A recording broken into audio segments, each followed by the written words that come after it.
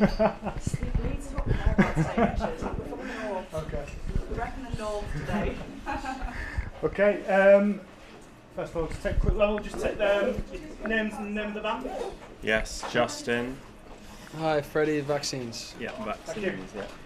Okay, so you're here playing a small, intimate show, getting yourselves ready for Leeds and Reading Festival. You must be looking forward to it. We're very excited. I feel like we were in Leeds about like a month ago playing here. It's one of our. I think Yorkshire provide some of the best crowds in the world. Yeah, this will be our fourth Leeds. Third time on the third time on the main stage. It's third time on the main stage, and Yeah. it's our fourth time Yeah, it's since crazy. we started. And Reading was the first festival I ever went to as a kid, so Reading and Leeds are my personal favourite festivals of summer to play. Yeah.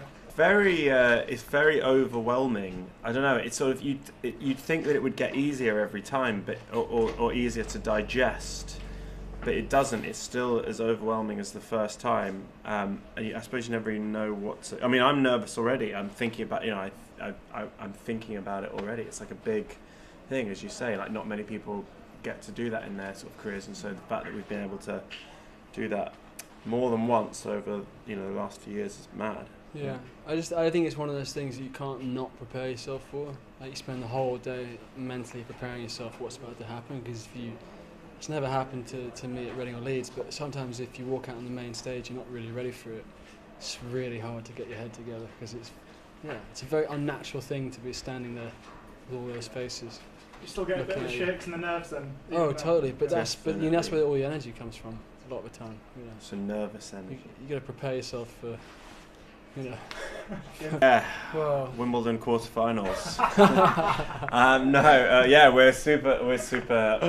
We're talking about being nervous. We're obviously all very nervous about that. We've got a Frenchman in the.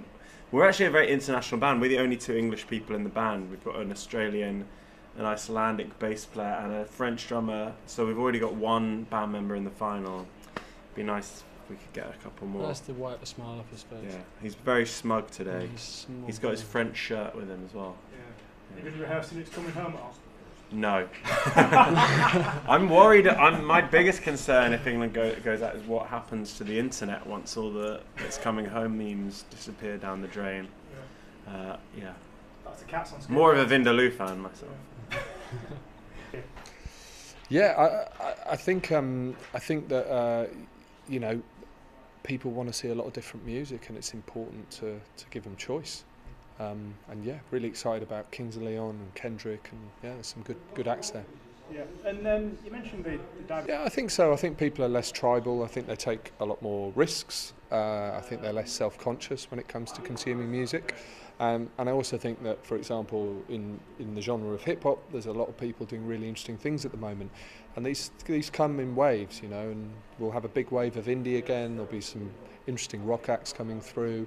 There are all the time, but you do get these kind of big sort of batches of acts within one particular genre really pushing the envelope, as we saw with dance a few years ago and with indie and kind of like the mid-noughties. So yeah, it changes all the time, and that's exciting for us. Yeah, and I guess from your.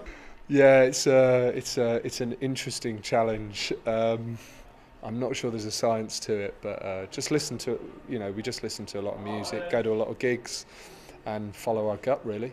Yeah, and how big a risk can that be sometimes? I mean, you could pluck somebody from obscurity and chuck them on, and then they quickly return to obscurity, I guess, or they could shoot straight up to the main stage the year after.